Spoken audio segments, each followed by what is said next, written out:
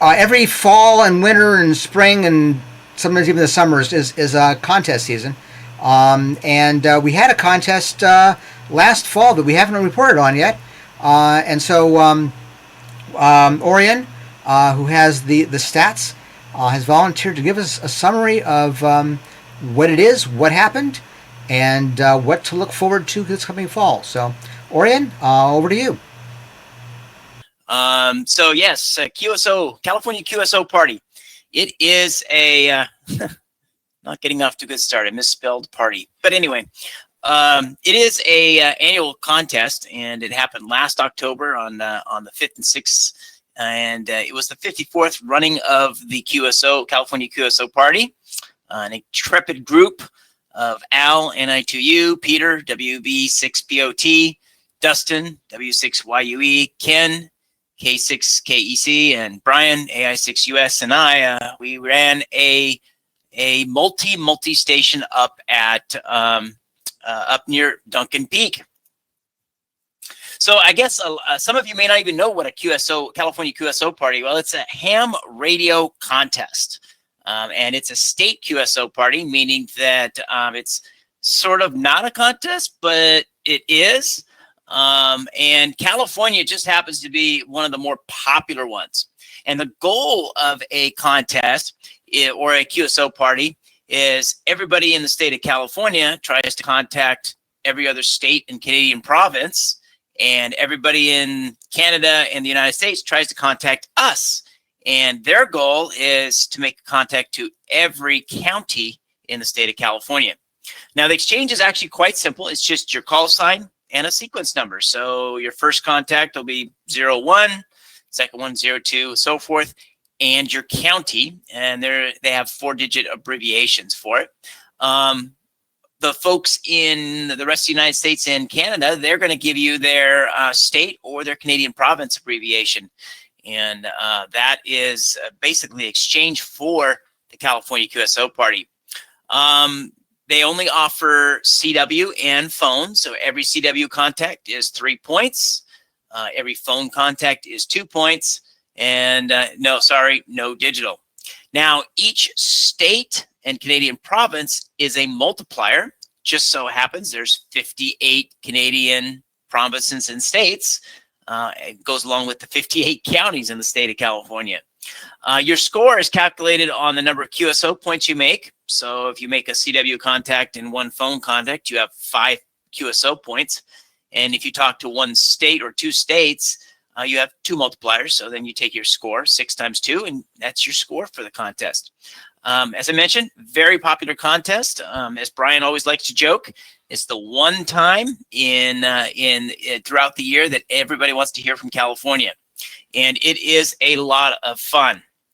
So what did we do last October? We ran a W6EK expedition up near Duncan Peak. As I mentioned, we had a few intrepid operators to set up our station.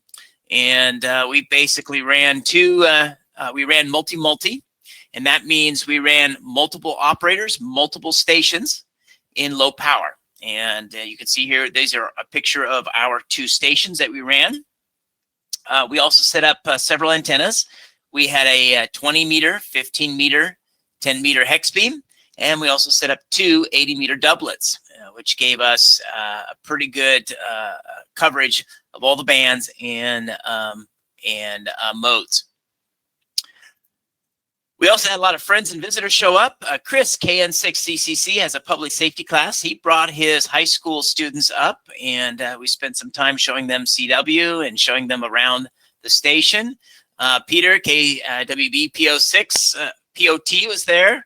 And we also had Al, NI2U. He was instrumental in showing the kids how to do CW, and they absolutely loved it. We had Dustin, W6YUE. This is a picture of him probably just before he fell asleep on Saturday night, because he's looking a little dazed there. We also had Ken, K6KEC, rounding out the bunch. And, of course, Brian and I were there. So we appreciate all their help. So how did we do? Well, the official W6EK score is we had 5 CW contacts and 315 phone contacts. We had that made a total of 320 contacts, 53 multipliers, and that worked out for a score of 34,185. Now, by comparison, in 2018, we actually scored 57,232 points. And I'm sure a lot of you are going, oh, what happened? How did these guys screw it all up? We actually ran 3 stations in 2015, so that added to the bolster of it as well. So the other thing that's unique about California QSO Party, they do a club score.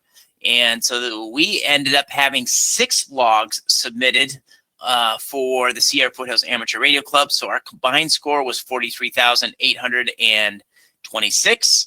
In 2018, we ended up with 82,000, but only 4 logs submitted. So now that we know the numbers, what is it? How did we compare to everybody else in the state? When we do club competition, they classify you in as small, medium, and large clubs. We fell into the small club category because we submitted less than 10 logs. We ended up 11th place in 2019. 2018, we actually were in 8th place, so not as good, but we did end up having a few more logs this year than we did the previous year.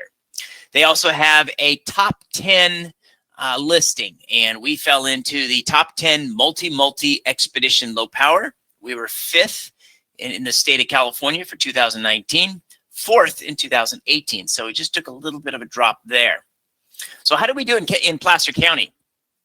Well, in Placer County, we were 2nd this year, behind another big gun. And then in 2018, we were actually in 1st place. So what were some of the lessons learned? One of the things is always have a printed copy of the abbreviation list. There were numerous times where people would call in and ask, how do you do Santa Barbara? Well, I don't know. So that was one. Another one is a copy of the band plans. Brian was pretty clever. We have multiple antennas, and of course we have band filters. He coiled the antennas, labeled the feed lines, and attached them to the band filters already, especially when we were dealing with the hex beam, and that worked out really, really well. We used voice keyers because we had 2 7300s there, and voice keyers, that's the way to go. That's absolutely the way to go. One of the things we've kind of thought of is, as in the waning hours of the morning at like 2 o'clock in the morning, and your queue rate drops down to, 1 or 2 an hour, we thought it might make more sense to shut everything down for a couple hours and get some sleep and then pick it up again, 4 or 5 o'clock in the morning when things get going again. It got so boring that Dustin actually fell asleep at the microphone. Grab and go food during the contest. We had this big elaborate dinner planned and it didn't happen. So I think we should focus on grab and go. And this is always a bone of contention in contesting is duplicates. Some people will argue with you about them, but in like the California QSO Party, there's no penalty for a duplicate. So set your software, or in this case, N3FJP, to allow duplicates. Otherwise, it won't let you do it at all. So that is essentially a synopsis of last October's California QSO Party. The next one's coming up in October 3rd, 2020 through October 4th.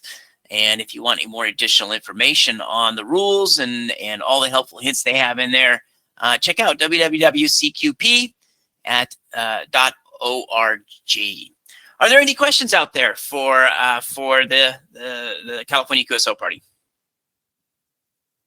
So are more people invited to come along next year? AI6US here. Absolutely. Absolutely. More the merrier, the more operators. In 2018, we actually had we had more operators drop in and say hi. So I would definitely say that it helps keep everybody fresh and moving.